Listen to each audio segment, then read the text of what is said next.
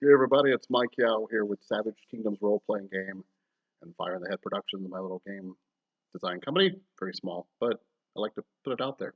Fire in the Head Productions. Also produce some live theater. Looking to do some more this year.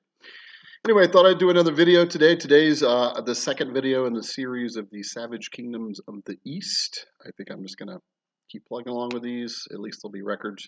Some people watch them. That's great. Hopefully you guys are getting some stuff out of it.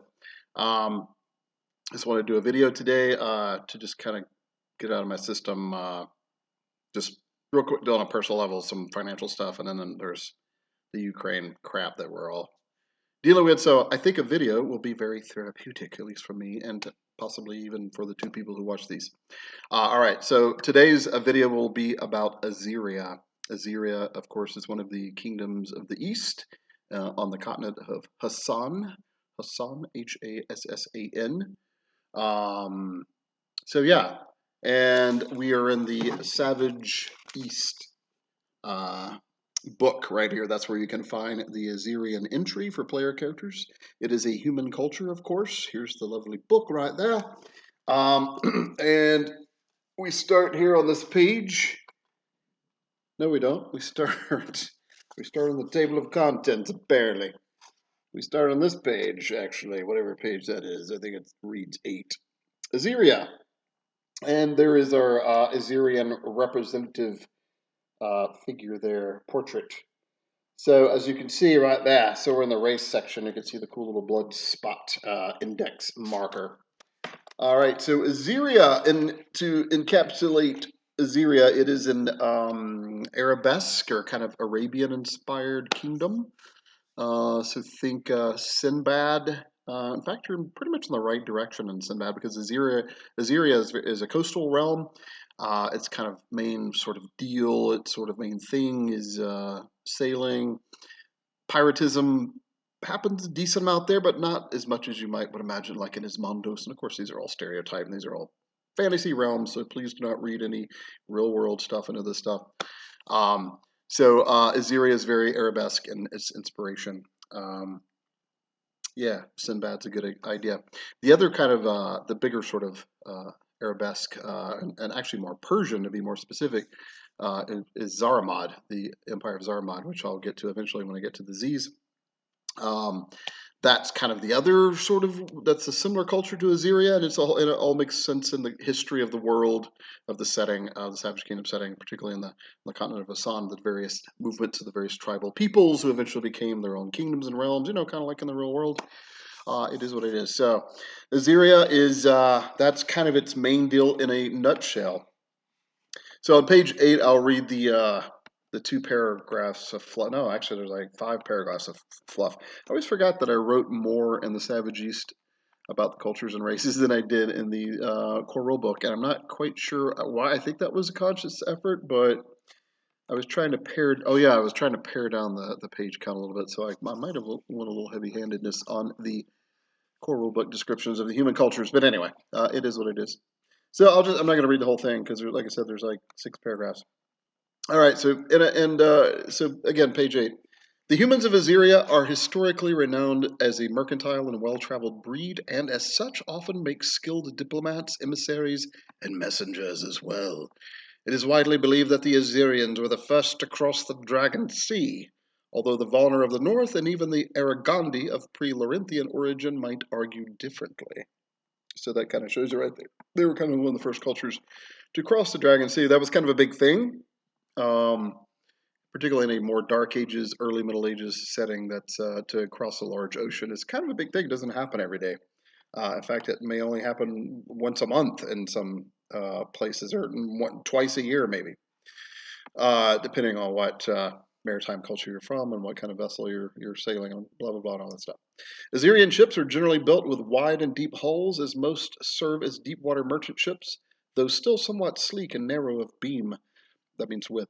Shipwise. Most of their sailors fly some type of flag, or perhaps more often have insignias blazoned upon their otherwise white or striped sails, as to be best identified on the open sea.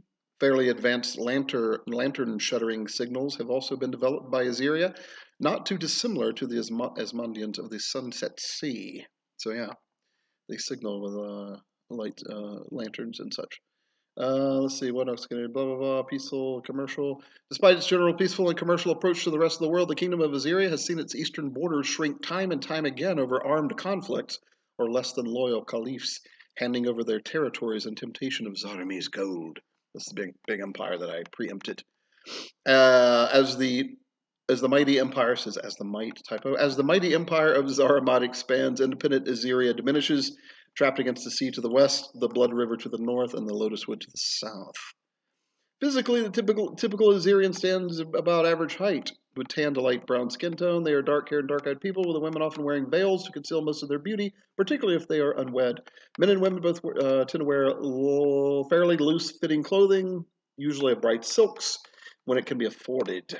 Vets are popular at vests, probably not vets. Vests, it actually says vests, I just read it wrong, are popular at sea, and light sandals and slippers are the most common footwear. The primary deities of Aziria are Midra, a goddess of the sea, tempest, and fate. That's really kind of their patron goddess, if you will.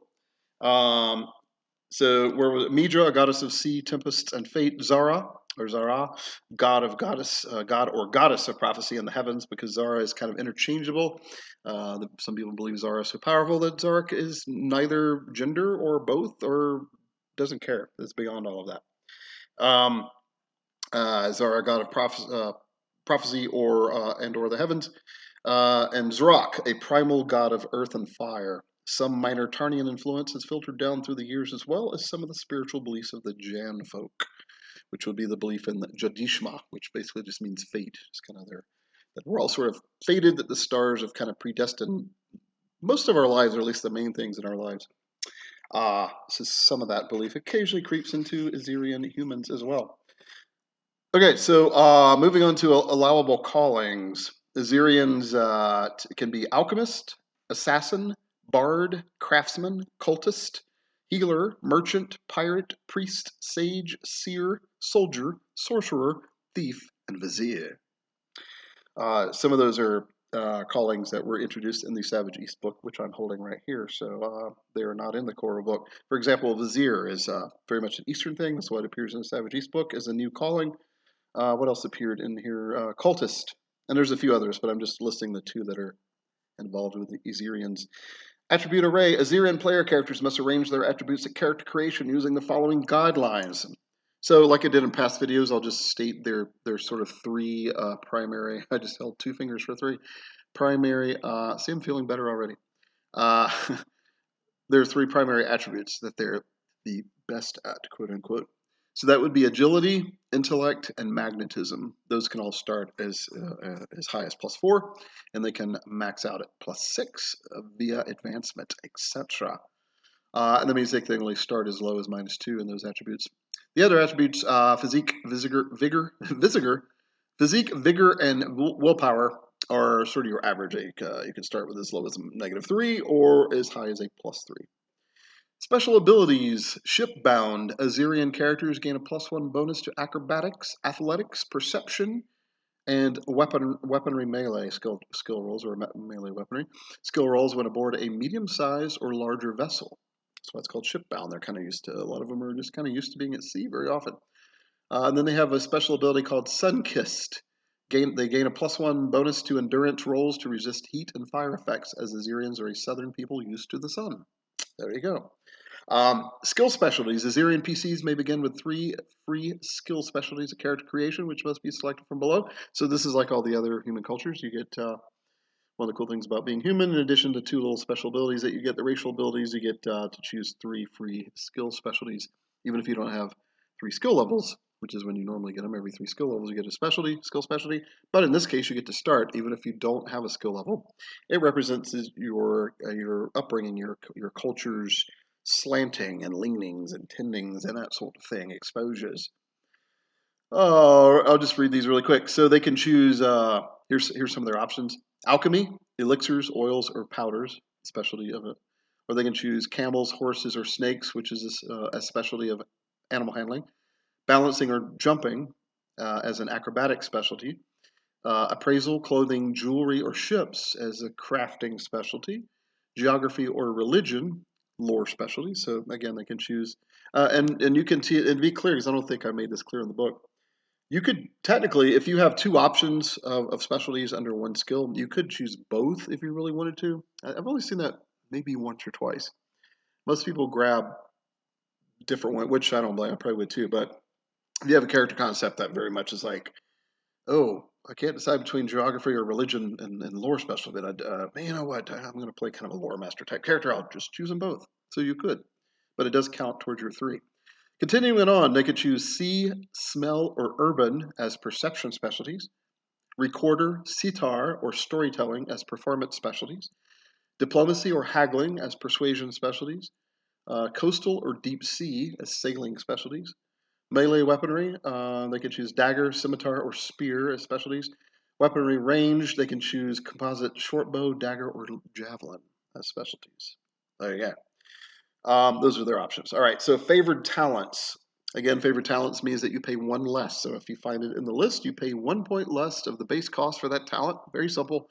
If it appears in your race or in your calling as well, if you choose a calling, most people do. You don't have to actually, but if you do get a few extra benefits. One of them being that favorite talent. So if they both appear in your calling list as well as your racial list, and you are of that race and calling, you do in fact pay 2 points less, but never less than 1 point.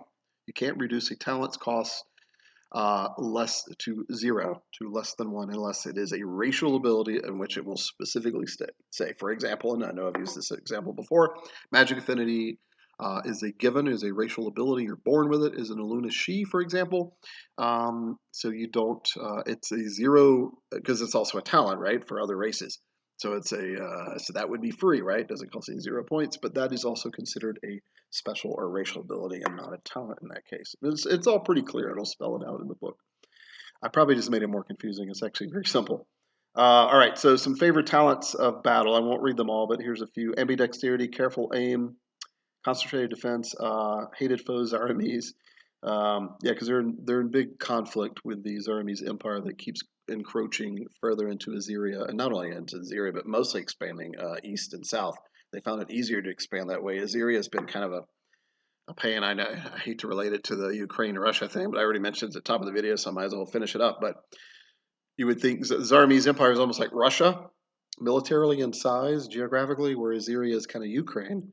And this is early. This might be dated in a couple of weeks. Who knows what's going to happen? Hopefully, it'll all get resolved peacefully. But as of right now, the Azirians/Ukrainians are putting up quite the resistance and being kind of quite a pain in the boota, if that's a word.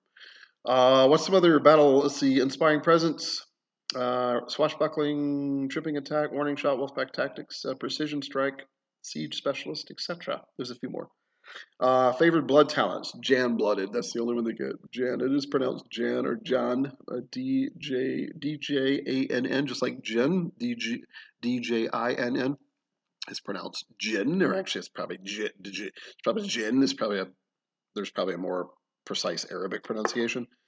But basically, it's the G sound and not so much the D. Same with the Jan. So the Jan or Jani, Jan blooded. So mystical talents that are favored for Azirians: craft potion, dabbling arcanist or arcanist, dance of the Jan, evil eye, familiar, mystic trance, priest of Midra or Zara, prophet, and snake charmer. Favorite social talents: ally, apprentice, artisan, bard, captain, sea only sea captain. Because when you choose that talent, you can choose whether you're a land captain, so to speak, like a captain, like what we think of in the military, because more of an infantry captain, whereas sea captain is more. It doesn't have to be military, but it can be couched in military, or the head of a vessel, a ship vessel. So, carouser, gift of tongues, mariner, merchant, nomad, vizier, street rat. Those were social favored talents. All right. Favored subterfuge talents: feigned attack, fortune teller, gambler, gossip, lampoon, privateer, sapping blow, and smuggler. There we go. And lastly, the last category of favorite talents is other. So these are miscellaneous talents that didn't fit in the other five categories. Agile climber, healer's touch, keen memory, lotus master, night sighted, pearl diver, rallying speech, and tireless. There you go. Favorite weaknesses. And again, I mentioned this before, but I'll just do it really quick just to kind of keep it all tight into the same video. Favorite weakness means you gain an extra point if you choose that weakness. It means a weakness that's more common, perhaps, amongst your people, amongst that culture. Doesn't mean everybody has it, but if you take it, you get an extra point to reward you in kind of helping to represent. That's kind of how that race or culture tends to be. It's not a stereotype. It's just it's a little bit of typing because that's it's called world building, folks. Um, so those favored weaknesses would be for Azirians: addiction to pink or purple lotus, indebted, oath-bound, obsession, money, phobia because they're very mercantile people, phobia, fire or pirates, and short or waif. So there you go.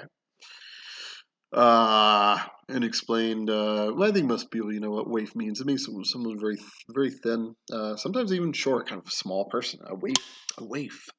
So, right. Um, starting languages. Azirian is your native tongue, and wait, Azirian is your tongue. Gosh, who wrote this? Oh dear. Uh, Azirian is your native tongue, and a language with a flowing script-like writing style, I think is what I intended there. It's kind of what it says, but it's weird. So I wanted to make it clear that when it's written, it's a very flowy script. It's a very Arabic, very Arabesque language where a lot of the script is kind of connected. It's very flowy. It's very cool. You also speak one of the following if your intellect is -1 or better: Zaramese, Aryan or Aran, Tarnian, Mezkin, Pridonian, or Jan. Again, Tjann. That's like a sort of almost genie-like race, and they're introduced here in the Savages as well. One of the 4 new non-human races that are introduced in the Savage East. So there you go. So most characters do start with 2 languages because occasionally you see an intellect -2 character or 3 even, but it's fairly rare. Sample names: Jafar, Azir, Fazad, Ishmael, Zikar, Rakir, and Narnish. Those are male. Jafara, Safira, Ishmaela, or Ishmala, Zikara, Zamishia, Jikara, and Mira are female names typically. And again, these are sample names. These are just, you don't have to choose one of these. But it's good to grab if as an NPC. I'll cheat all the time and grab a couple of these for an NPC that don't really have statted out or whatever. But like I said in a previous video, it's mostly to kind of know how the sounds go, how the names go, right? How the sounding scheme and the linguistic scheme behind them. So yeah. Azirians often use ibn, meaning son of, after their names, or occasionally al, meaning, or al, al, meaning the or of the. So yeah, that's fairly Arabesque. So, for example, Jafar ibn Ishmael would be Jafar, son of Ishmael. Or Zikar al-Mira, which is Zakir of Mira or of the Mira. In this case, Mira is female, but I believe Mira or Jamira means and Munir means dream, I believe, in Arabic, and I think it also very similarly means that in Hungarian and a few other, possibly Ukrainian, some of those languages in that region. All right, so but normally al or the or of the would be attached to a place name. So you might be Safira al Tiago.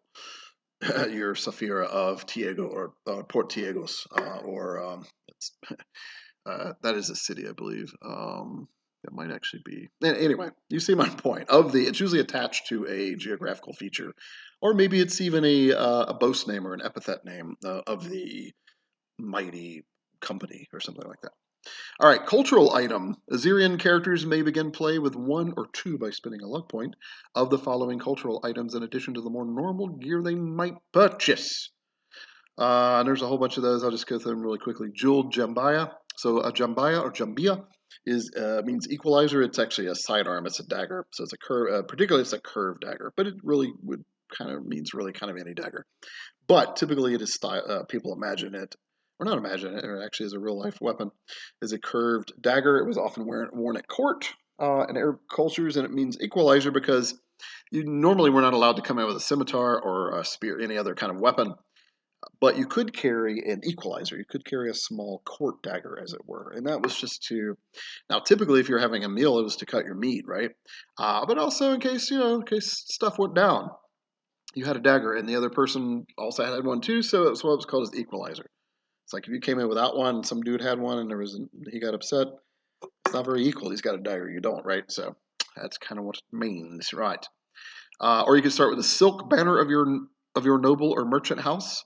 So Azirians have kind of merchant houses. They're kind of that's more of a middle to late Middle Ages thing in the real world, and we're more like early.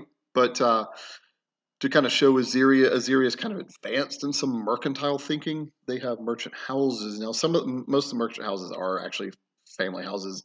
So mostly they are families that are noble born or high born, but they have made their money through merchant craft, and some of them are as wealthy.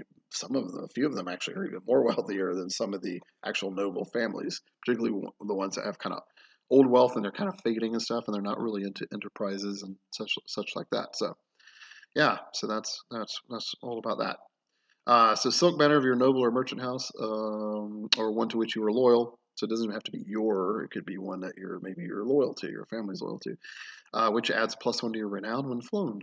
Captured or handed down scimitar. It's DL20 crafting to restore to exceptional quality. So you got an exceptional quality weapon there if you can get it fixed. 3 silver or cold iron tipped arrows or crossbow bolts. Your choice as to which. Silver or cold iron, of course, affects certain supernatural creatures, so those might be handy. Preserved purple lotus blossom. See the herbalism skill entry. Purple lotus, and really quickly you can make an incense out of that restores stamina very quickly. So a lot of sorcerers, wizards, a lot of magicians, mages will like to use purple lotus, but it can be addictive, like all lotuses. So that's the drawback, and it can be a little expensive. Preserved pink lotus blossom. See the herbalism skill entry. So pink lotus, again, just a real recap if you're not familiar with pink lotus in the Savage Kingdom setting. It's also known as dream lotus. So purple lotus puts you in this relaxed state, but it's not necessarily a dream.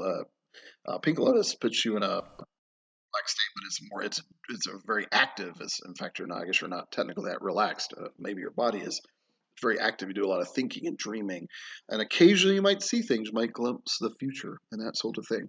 It can also be used as a weapon because it could put people in such a deep sleep that they're out for like 8 hours, 12 hours. If you critically fail on your endurance roll, it can be even longer. There's like a story in the old Conan tales where I do inspire some of the setting from, where what is it, the island of the Lotus Eaters? I mean, I know it's a Greek myth as well, but there's a Conan-ish story where he goes to an island. Oh, it was the Red Nails, I believe. Anyway, so the culture is they're just a dreaming. All they do is kind of sit around and just dream. They're just lotus dreamers. They don't really do anything anymore, and so their culture is kind of decadent. It's actually kind of a resonant warning about modern time, like some of the stuff that we're going through in modern times. If we're not careful, we have to kind of be careful. Always plugged in and dreaming and maybe playing video games all the time and not really worrying about the real world. And yes, this can also be tabletop role players as well. So just minor warning to us all really there, I guess in a good natured sense. Let's see, they can also start with a 1 wild and or uneducated slave. This slave has average stats except for physique +1 and vigor +1. So in other words, and intellect -1. So in other words, I should tell you right there, it's more of a little more of a physical slave. It does say uneducated. So the slave is mostly would be used to carry stuff around. And again, side note, this is a fantasy setting. There is slavery. This is an ancient world setting. Um, no reflection on modern stuff. I hate that I have to say this nowadays, and I know there's not that many people that watch these anyway, but I just want to put it out there. It's all fantasy world, guys. This is all just part of it. And some people ask, well, if it's fantasy, why do you have slavery and darkness and killing and demons? Do you fantasize about that? That's not where the fantasy comes from. It's I don't know. Anybody that's in the know about medieval fantasy know what I'm talking about. People are outside of that. If any of you happen to be watching, the fantasy is about overcoming, is about living in a world where you can kind of take a little more control of your actions. And this goes back more to sword and sorcery, and nothing a broadsword and a scimitar could cure. And it's a heroic thing. It's just a weird fantasy thing. It's fine. It's not weird. It's actually really cool, and it's actually, weirdly enough, extremely healthy. There have been many studies showing that people who indulge in fantasy, even if there's violence involved, fantasy violence, are so much more healthier than people who do not. And my take on that, and I'm not a psychologist, is that you get to channel whatever that is inside of you. And we all humans, we have a little bit of a violent and dark streak. We all get to channel it through a fantasy realm, and that way it gets satiated, right? So therefore, it doesn't surface in the real world. Not always true, but very often true. All right, rant over. I should just do a rant video one of these days. That might be kind of fun. Just kind of go off in random directions. Continuing on. So that was the uneducated slave. 1/4 ownership in a large galley or merchant ship harbored at an Azirian port city of your choice. So 1/4 ownership. So that means, so the way I kind of play it, the way I had it in my head when I designed this, and you can play it however you want as GM or the player, is that so you only own 1/4, right? So you could reduce it down to a 25% chance, because 1/4 that the ship is available if like this character and or his adventuring party needs it. You could go there and say, "Hey, guy, I got a ship. We need to go across the sea, whatever."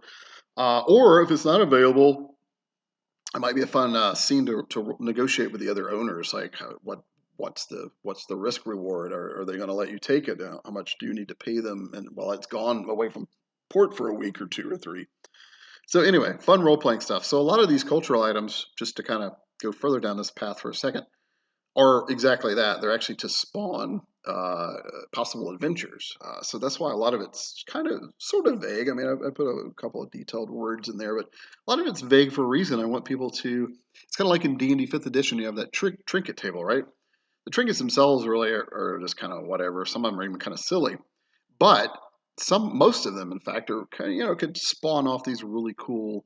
I run a professional game on Saturday for kids on Saturdays and well, Tuesdays and Fridays as well. But Saturday is like the big in person one, right? It's a lot. And there's like 8 kids involved. It's crazy, but it's awesome. They have a great time. And one girl started with an egg. I think it was a red egg or something. And now it's become a storyline. She was like trying to figure out what it was, and I decided what it was. I think I might even rolled on a random table. Turns out it was a flame snake egg from flame snakes are like this fire elemental type creatures, similar to salamanders. And then there's a whole plot line about some fire, about how this local tribe of wood elves have been trying to figure out what's going on with some random forest fires, and the fire snake egg may be connected to that. So I won't say any more in case any of my kids watch this. I don't think so, but they might, because that storyline is still kind of hasn't gone to fruition yet. They may or may not follow it. I think they are actually. All right, so where was I? 1/2 ownership of a fishing vessel or small galley or barge docked at an Azirian sea or river port of your choice. In this case, it's 1/2 ownership, but as a smaller uh, vessel is the drawback. Or an aging riding horse or camel. It has -1 to agility and vigor, and thus to health and mobility. So anyway, those are your options for cultural items.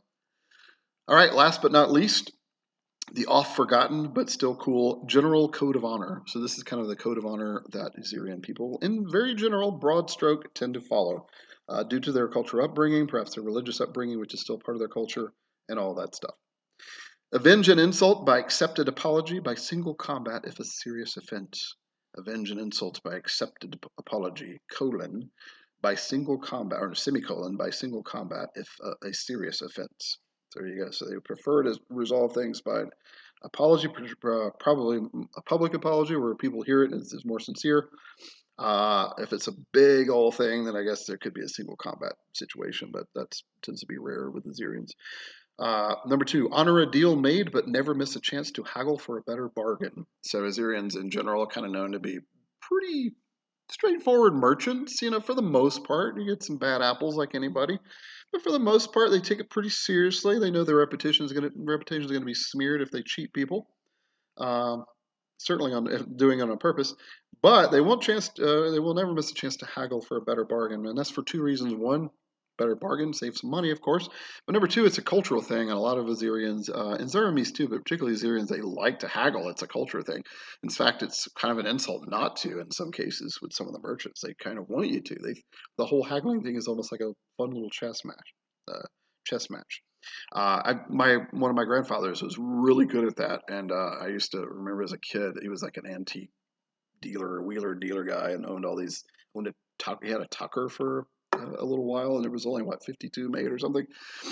Fascinating guy. Anyway, he was a master haggler and bargainer. It was amazing to watch him. My dad was pretty good too. Well, on the other side of the family, um, and I'm not that great. I think when I want to be, I'm pretty good, but normally I don't like to do that. But I have when I've had to like bargain. I can be a little bit of a hard ass with him, but in general, I don't like to do it. I'm just like, I don't want to do that.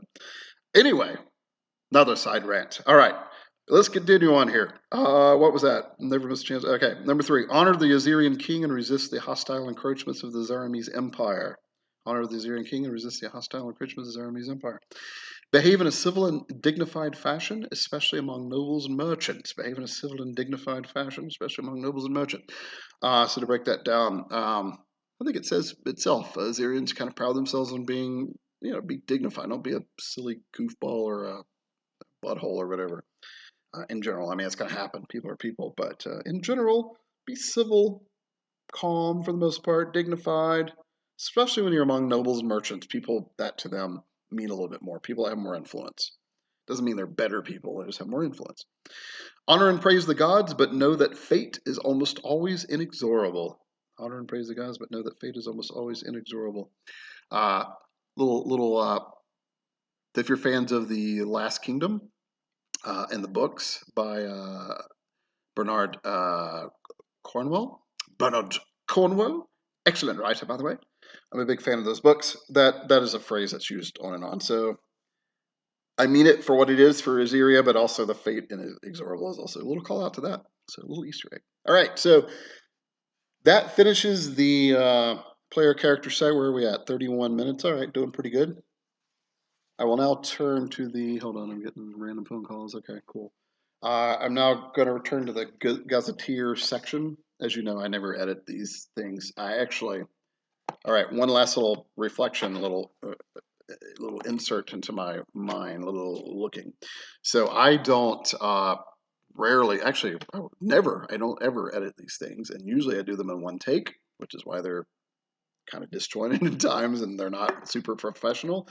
However, I find it much more interesting. Particularly as an actor, you would think as an actor, well, you would be used to doing different takes. I'm like, but I do mostly stage, and that's all you got to go, and what it is and what it is. I'm also very, very big into improv.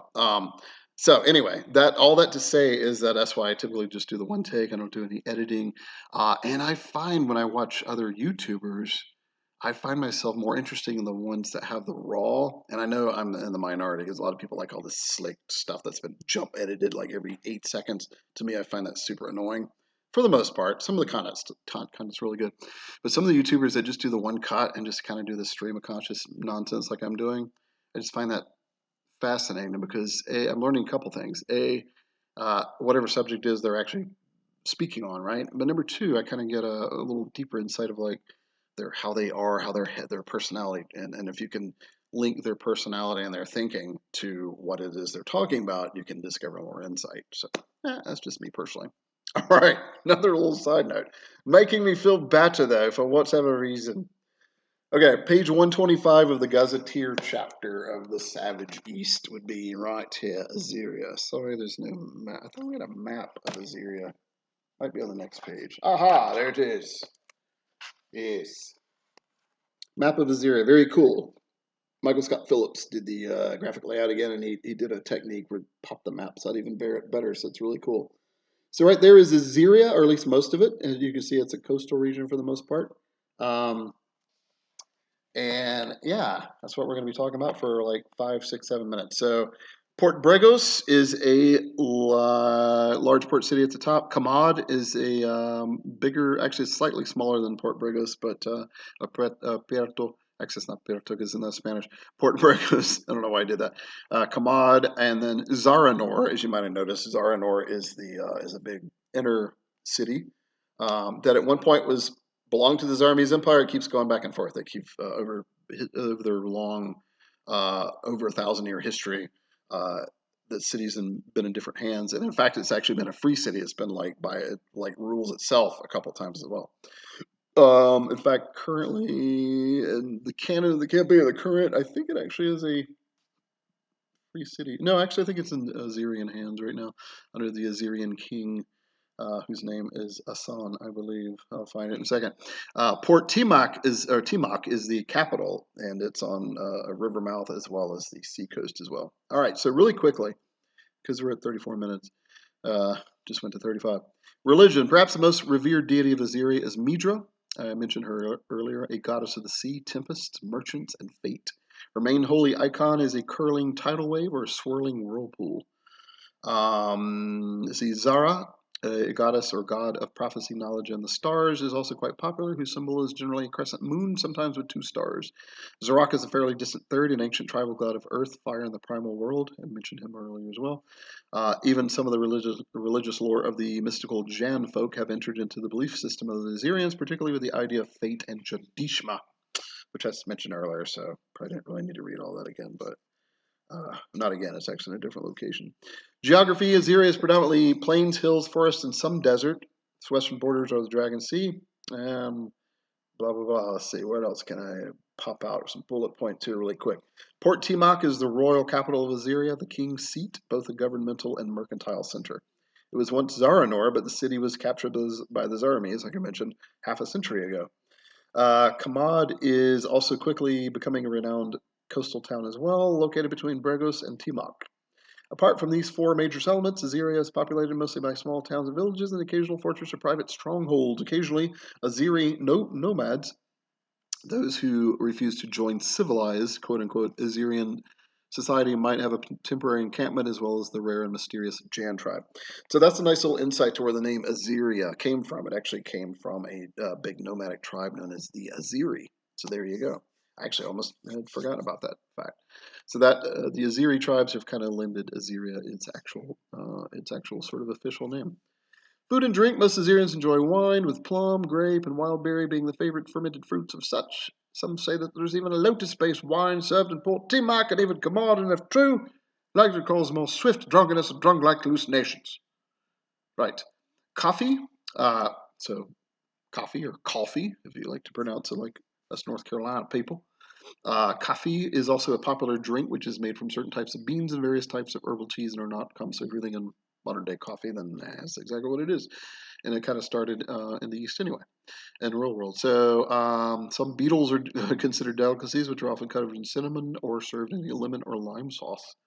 Other staple foods are fish, mussels, and shellfish. Um, Although more inland, you might find lamb, chicken, and goat's milk. Important characters, King Assad. I knew it was King Assad. King Assad II is the sovereign ruler of all Aziria, with only the tribal chieftains of the wild Azirian regions not recognizing such, although he tends to be fairly well respected by them overall. Assad has a queen, a mysterious woman named Safira, but she remains very much behind the scenes, being mostly in charge of the palace's operations as well as the king Seraglio, which is another name for a harem. Caliph Jafar ibn Salid is a powerful and wealthy man as well, and leader of a great merchant house, with people like Sultan Azrak the Ghost and Ishbara the Red Sheik being also notable as sorcerers and warlords, respectively. King Assad's guard commander, a foreigner named Valdric, is a Valdric, which is probably it's a Volner name, but it's a Volner character, is a famed warrior and champion of the throne. 38 minutes. So really quick, the heraldic device of the royal family are two crescent moons in gold on a field of light blue, sometimes with a scepter in the middle, especially for the king proper. So you might see that in other words that flag or banner being representing all of Aziria, but if it's got the scepter going down the middle, that refers to the king for the royal dynasty proper. Caliph Jafar is known to have a banner of deep blue and white with a red shark as the main charge. The red sheik, Ishbara, naturally flies colors of scarlet red and gray or black. The heraldic symbol on gray or black. The heraldic symbol of this city of Port Timok is a lotus blossom atop a palm tree, atop a palm tree, on a field of golden yellow. Right. Enemies and allies. Aziria fortunately has few major enemies or rivals, apart from perhaps the Zaramis Empire, so that's kind of the big one. Isrith, however, the half-mythical, half-hidden Sleer Empire that existed south of Aziria and southwest of Zaramad, proves elusive enough, although the occasional bounty on... Oh, my cat's bothering me. Hi, sweetie. Bounty on Sleer, although the occasional bounty on Sleer keeps the serpent folk further away through Azirian settlements. Tarnia has a decent alliance with Aziria, and to some degree are, although it is more mercantile than military, the alliance. Nomadic outlaws from the wasteland region south of Aziria occasionally mount raids or cause additional trouble for the southern nobles. There we go. All right, 40 minutes. Let's wrap it up here. Azir, let's see. Primary imports. Here's a few imports Azirians might have. They often import Azirian caravans and merchant vessels often import uh, ivory, leather, gold, platinum, rare gems, ale, exotic herbs, wool, and fine steel, usually from the north and from across the Dragon Sea. Exports. Aziria's most notable exports are lotus plants, silver, copper, iron, semi-precious gems, corals, sponge pearls, rare shells, exotic spices, alchemic goods, rare wood, silk and watercraft, boats and ships. Coinage and currency. The most common Azirian coin is the silver piece known as the miad. So that's your base coin, silver-based economy in Savage Kingdoms, which equals roughly 10 belits. Belit is a bronze coin, also a name I stole from the Conan, one of my favorite Conan, the Cimmerian originals tales by Robert E. Howard. The Azra is the gold coin of the realm. So Azra is the gold. Also, 10 pounds of salt is equal to 2 chickens, which is equal to 1 lamb or half a goat, or 1/4 of a cow or a donkey. I know that sounds silly, but that is a trade system, kind of going back to the tribal times. Climate and weather, don't really need to go into that. It's hot and overall it's hot, balmy, and humid, as you might imagine. But in the winter, there's actually a fairly decent respite. Let's see. Common customs. The rule of salt is often observed, where salt is exchanged as a simulation of early trade, as well as a way to hedge out mischievous genie folk.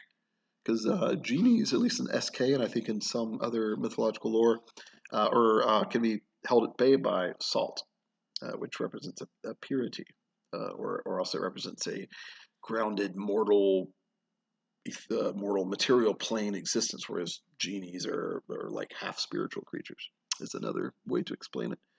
Hospitality is given to nearly all who seek, generally consisting of up to 3 nights room and board and food and wine. So even enemies, even an enemy could call on hospitality, and they're by ancient laws of hospitality, are not allowed to be attacked during the night while they're inside your house. That's pretty terrible hostmanship.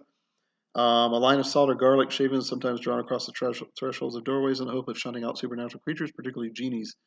What else? What else is kind of fun? Nobles are allowed to have stripes of gold in their turbans. Caliphs serve the king, the upper nobility, followed in rank by sultans and sheiks. Chieftains are the recognized leaders of the nomadic clans, although technically most are considered the equal to sheiks or sheikhs. Viziers, court advisors, are held in high regard, especially those who are skilled in astrology and or practice some form of magical art. The worship of Zorexu is strictly forbidden in most of Aziria, save for in Kamad and Port Timok, although it is still considered a suspicious cult. And there was some other cool stuff in there too. I will end with the common sayings. Remember always the rule of salt. Hospitality is the root of civility. May Midra fill your sails. May Midra spare you. May your coffers swell and not your head. Let the genies take you. There we go. All right. So that was about Aziria. 43 minutes. Wow. A long time. Felt like it was shorter. That was very therapeutic for me in some bizarre reason. So hopefully you guys enjoyed more than just a silly therapy. Hopefully you got some actual information and lore out of that. Hopefully that was helpful. I will continue to do these things for the several people watching. Hopefully there'll be more. And thanks for hanging out with me, guys. And I will talk to you again soon.